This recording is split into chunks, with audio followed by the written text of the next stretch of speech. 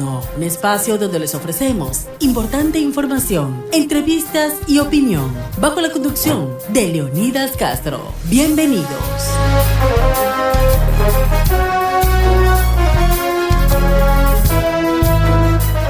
Buenas noches, bienvenidos. Soy Leonidas Castro con ustedes en los próximos minutos en este nuevo programa de Diálogo Nocturno a esta hora, 21 horas de la noche. Gracias por estar en nuestra sintonía. Un cordial saludo a toda nuestra audiencia que está en el 98.9 FM y también en nuestras plataformas digitales en el @i99 y en el www.i99.com.es. A esta hora de la noche quiero agradecerle por estar con nosotros Alejandro Calderón, analista político y jurídico, máster en Gobierno y Administración Pública. Queremos conversar. Alejandro, ¿cómo está? Buenas noches, bienvenido. Gracias por estar aquí en I99. Buenas noches, muchísimas gracias por la invitación. Siempre es un placer estar con ustedes. Alejandro, quería un poco también empezar este programa, ¿no? Después de todo lo que han sido estos días de protestas, de manifestaciones, donde la imagen del país realmente se ve deteriorada, porque mientras se intenta caminar por el rumbo del crecimiento económico, de dar mejores días a los ecuatorianos, luchar contra la inseguridad, por otro lado hemos tenido esta paralización de más de una veintena de días que justamente han hecho que el país tenga una imagen negativa en el exterior. ¿Cómo nos ven afuera y cuánto está afectando al país? Lo que le quiero preguntar a usted en este día justamente donde hemos visto que las jornadas violentas han dado serios problemas, contratiempos en la producción, en sacar los productos de diferentes zonas, principalmente de la Sierra Norte del país, y afectan a quienes desean trabajar, a quienes desean producir. Bienvenido y buenas noches. Sí, buenas noches. Efectivamente, el Ecuador es uno de los países de Latinoamérica que menos inversión extranjera directa recibe. Y esto tiene que ver con algunos factores, sobre todo netamente de confianza. Al final, la economía tiene que ver más con un estado de ánimo, con un estado de confianza, que incluso no más que otras cosas, por ejemplo, para poder atraer inversiones. ¿Cuál es la clave para poder atraer inversiones a un país? Básicamente, una de ellas, cuáles son las cifras macroeconómicas que refleja un país, es decir, cuál es nuestra capacidad de pagos, cuál es nuestro elemento de endeudamiento, cuál es nuestra balanza fiscal, cómo estamos justamente trabajando el tema de las exportaciones versus importaciones.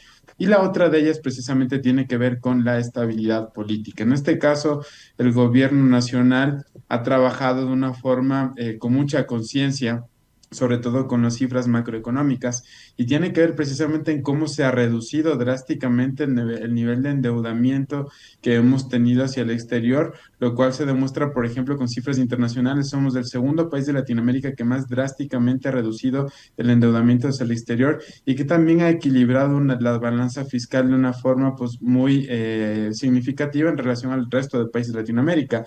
No obstante, la otra variable, la variable política, de estabilidad política, de funcionamiento de las instituciones, de la madurez de los diferentes actores políticos, no la estamos cumpliendo porque esto parece ser que es un elemento cíclico que siempre se repite. Cada vez que un gobierno quiere gobernar, empiezan ciertos liderazgos que no son todos los grupos a tener diferentes tipos de manifestaciones, y esto evidentemente no solo que afecta a la imagen internacional, sino que afecta a la economía ya golpeada de los ecuatorianos, porque hay que ser honestos. Yo hasta ahora no he escuchado a ningún economista serio que diga que los subsidios son buenos, porque evidentemente los subsidios no son buenos para ningún factor económico. No hay ninguno que desde el punto de vista de la técnica económica diga que los subsidios sean positivos. Entonces, eliminarlos era una medida necesaria.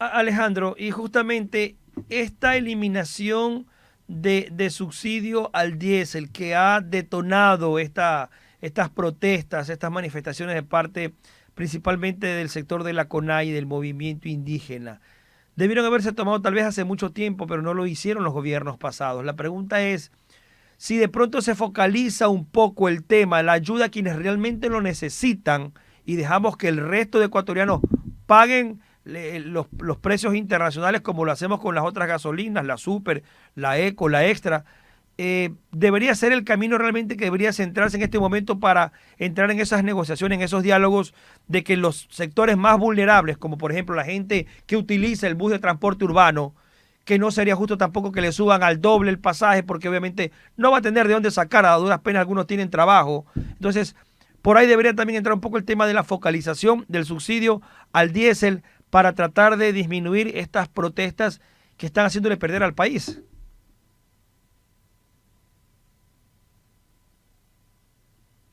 Bueno, en realidad yo considero que no tiene que ver tanto con la focalización, porque algunos sectores, por ejemplo, del transporte organizado, no se ha manifestado que hayan salido a las manifestaciones o a las paralizaciones, sino que hay que ser bastante claros con lo que está pasando hoy en día en el país. ¿Qué es lo que sucede? Que determinados dirigentes que en la época electoral apoyaron a otro partido político, a otro movimiento político, que no pudieron llegar al poder precisamente a través de las urnas, hoy están haciendo este levantamiento, hoy están calentando las calles. Entonces ni siquiera tiene que ver con la medida económica de cómo está afectando realmente. Y en esto hay que ser bastante claros. Y es alarmante precisamente que no estemos claros cómo se están financiando estas paralizaciones. Es decir, hay que poner con nombres y apellidos. Leonidas Issa, los Vargas, los mismos dirigentes que en una época, justamente hace pocos meses, se manifestaron a favor de una formación política y como no llegaron al poder, pues evidentemente ahora empiezan a calentar las calles con diferentes estrategias, como por ejemplo exigiendo a personas dentro de las comunidades, aplicando justicia indígena a la gente que no les apoya, monopolizando una organización que lamentablemente le están deslegitimando y desprestigiando porque la CONAIE ha sido uno de los movimientos más hermosos que hemos tenido justamente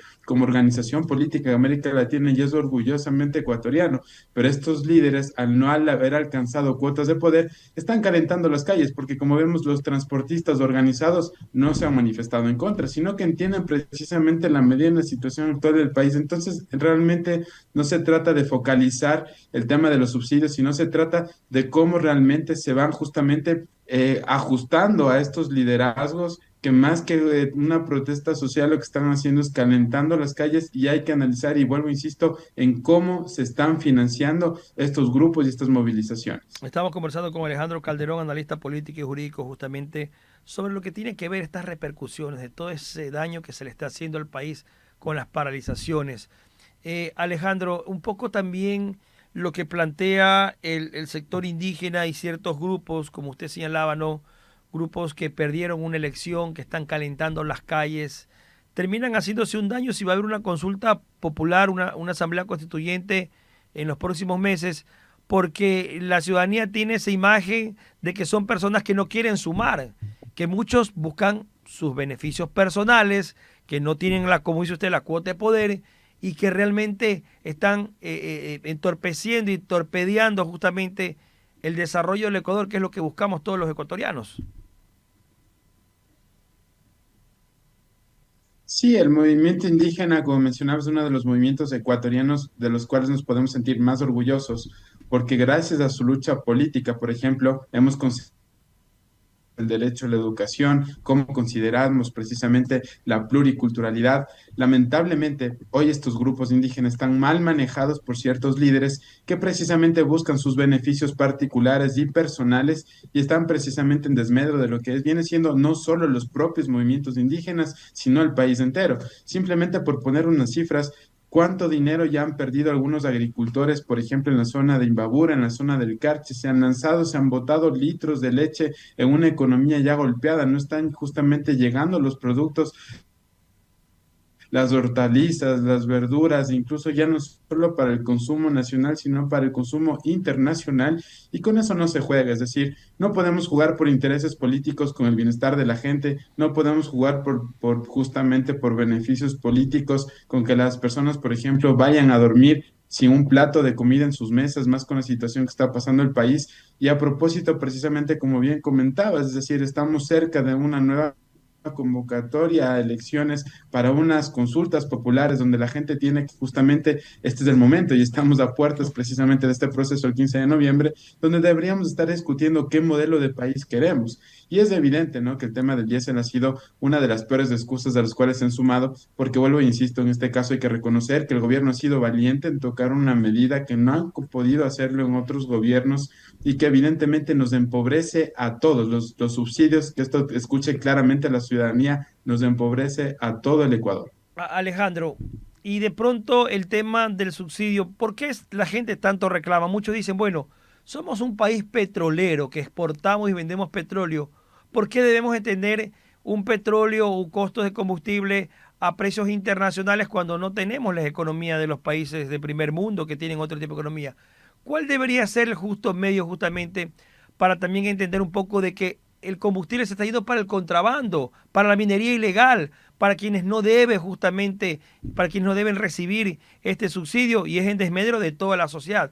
¿Cómo le explicamos a la gente esto para que se logre captar también el mensaje de que no es solamente quitar por quitar el subsidio, sino que es dejar de que se vaya la plata por ese saco roto que significa el contrabando de combustible? Esta es una de las mejores preguntas y de hecho de la cual deberíamos estar preguntando todos los ecuatorianos, ¿por qué es malo subsidiar económicamente? Primero, porque los grandes países ya nos han demostrado que la ruta es, por ejemplo, ¿qué hace Noruega? Noruega, que Correcto. evidentemente tiene una gran exportación en el tema de petróleos, ellos tienen el precio internacional más alto para el consumo interno. ¿Por qué? Porque ellos venden hacia afuera, generan beneficios, generan una caja de ahorro que incluso cotiza en bolsa, y un noruego que nace el día de hoy nace con $60,000 a su favor. En cambio, el ecuatoriano nace endeudado y a pesar de nacer endeudados, encima subsidiamos más la pobreza, lo cual es tremendamente absurdo, entre otras cosas.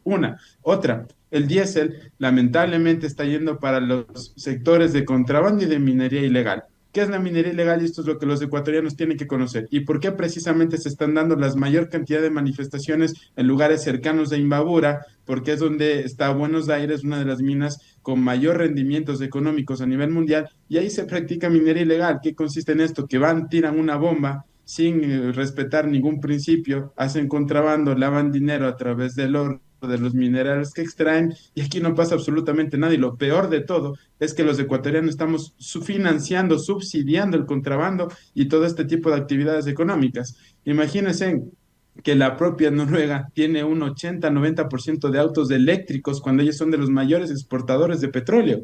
Es netamente ineficiente subsidiar el diésel, independientemente del gobierno que lo haga, pero esta era una medida necesaria. Ahora, entendemos que esto es como cuando una persona se pone a dieta, se quita el azúcar de la noche a la mañana, y esto evidentemente nos va a costar acostumbrarnos a este nuevo proceso que tenemos que vivir como país. Pero esta es la única manera de tener justamente el camino de la salida al subdesarrollo y poder generar industria, poder generar empleo y un trabajo digno para los ecuatorianos. Alejandro, esta eliminación del subsidio al diésel, lo que ha significado obviamente que se calienten las calles con los grupos de interés que ya lo hemos hablado aquí, pero también le consulto si el gobierno está tratando de justamente sincerar la economía, ¿cuánto puede pesar a futuro también el tema de esos subsidios o esas ayudas estatales que realmente no están teniendo el objetivo de, por ejemplo, de generar productividad, de generar empleo, porque una de las grandes demandas del país es que somos un país que nos falta generar empleo, que hay pobreza, que la gente no tiene justamente a veces para el día a día? ¿Cómo cambiamos eso si no sinceramos también toda la economía y no solamente un sector, por ejemplo, en este caso del subsidio puntualmente a los combustibles? Precisamente para realizarlo necesitamos una reforma institucional. Y es innegable que el camino es a través del proceso constituyente. ¿Por qué? Porque vivimos en un estado bloqueado. ¿Por qué me refiero a un estado bloqueado? Porque tenemos un Consejo de Participación Ciudadana que, resultado de su ineficacia a día de hoy, tenemos un fiscal subrogado del subrogado. Tenemos a justamente consejeros del Consejo Nacional Electoral que llevan más de 2 años en los cargos cuando ya se les ha terminado su periodo.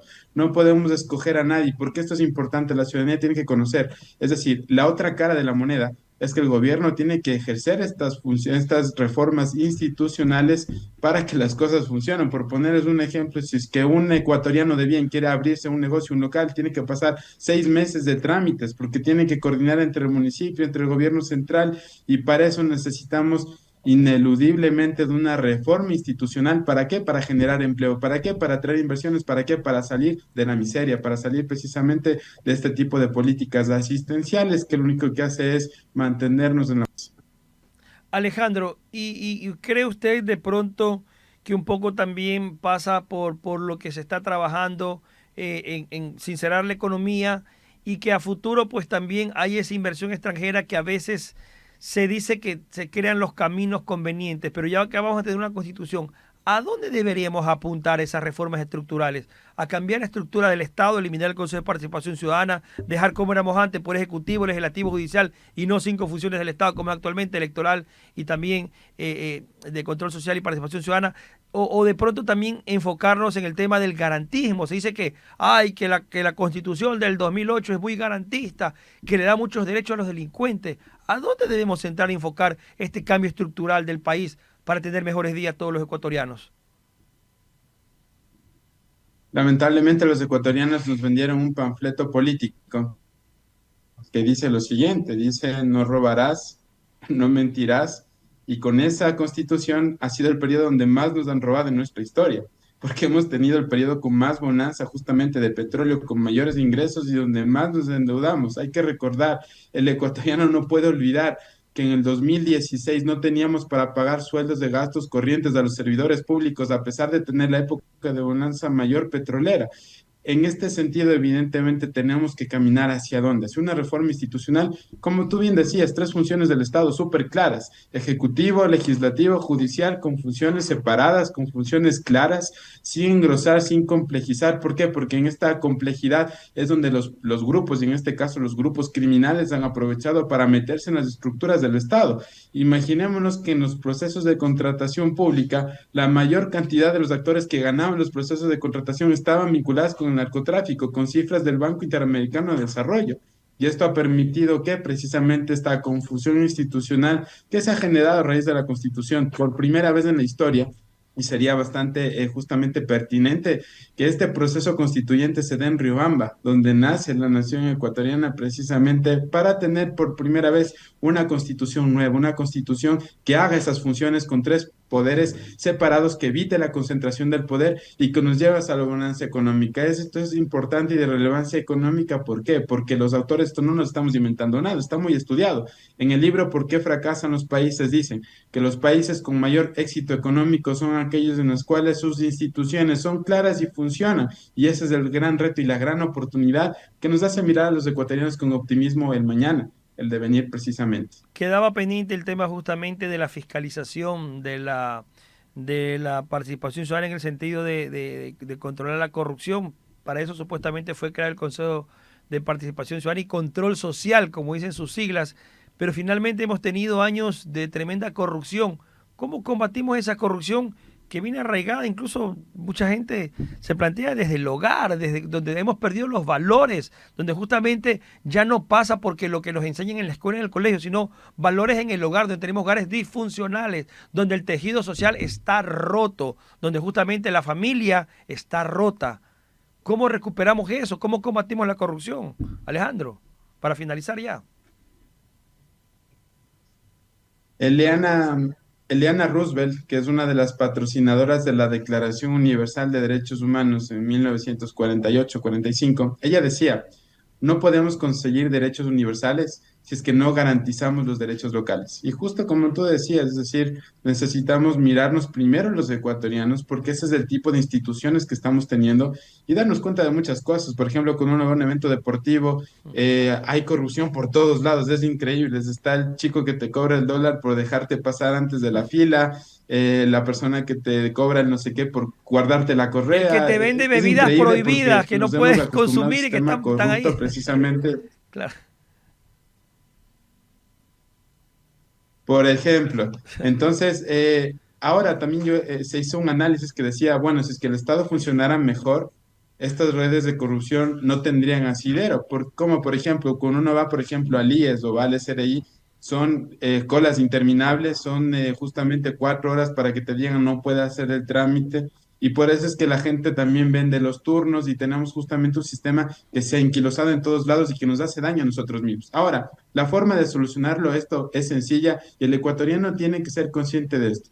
Si es que el día de mañana todos los ecuatorianos nos levantamos y decimos se acabó la corrupción, nadie va a permitir un acto de corrupción, le pondremos fin a esto. Y ya es como el tema del narcotráfico, por ejemplo. Si es que todo el mundo dejara de consumir, se acabaría el problema del narcotráfico porque ya no tendrían fuentes de financiamiento. Entonces empieza evidentemente por un cambio social, pero también de un diseño institucional que limite precisamente que este tipo de actores ingresen a la política. Y aquí hay que ponerle énfasis en qué, en los partidos y movimientos políticos. Hay que hacer un llamado de atención a ver cómo se financian, cómo se escogen a los candidatos, porque después ese es el reflejo que tenemos en las instituciones y allá precisamente tenemos que justamente llevar la mirada institucional de a ver qué hacemos, cómo los controlamos y cómo no, vuelvo y insisto, el tema justamente del comportamiento ciudadano, desde cómo hacemos la fila para girar justamente en el semáforo. Esas son actuaciones pequeñas que precisamente nos tienen en una situación de pobreza, no solo cultural, sino que esto tiene después un reflejo económico. Y justamente el próximo 16 de noviembre tenemos un reto a los ecuatorianos en la consulta popular y referéndum 2025. Habrá que prepararse también y ver si se aprueba esa consulta, pues no, esos cuadros que irían a una posible, una eventual asamblea constituyente, de escoger bien, de saber escoger a los mejores y que por supuesto partidos, movimientos también pongan realmente a ciudadanos que valgan la pena por quienes votar y no que los pongan en una papeleta y que simplemente por obligación el ciudadano tenga que elegirlos. Alejandro, se nos acabó el tiempo. Quiero agradecerle y tendremos oportunidad de seguir conversando a futuro aquí en el Diálogo de Nocturno. Muchas gracias, la invitación siempre es un privilegio y un placer compartir en este tipo de espacios. Un saludo para el diálogo de Nocturno. Muchísimas gracias. Estaba con nosotros Alejandro Calderón, analista político y jurídico, justamente que ha estado con nosotros aquí en esta noche analizando justamente todo lo que ha significado estos días de revuelta, de protestas, de reclamos, de lo mal que se le está haciendo al país con esta imagen que estamos vendiendo al mundo, principalmente por las manifestaciones, movilizaciones y cierre de vías que tienen el movimiento indígena. Agradecerle justamente a Alejandro Calderón, analista político jurídico, que tengan todos ustedes una buena noche. Nos vemos en una próxima edición de aquí de Diálogo Nocturno a partir de las 21 horas por I99. Recuerden seguirnos en nuestras plataformas digitales y en el 98.9 FM. Buenas noches.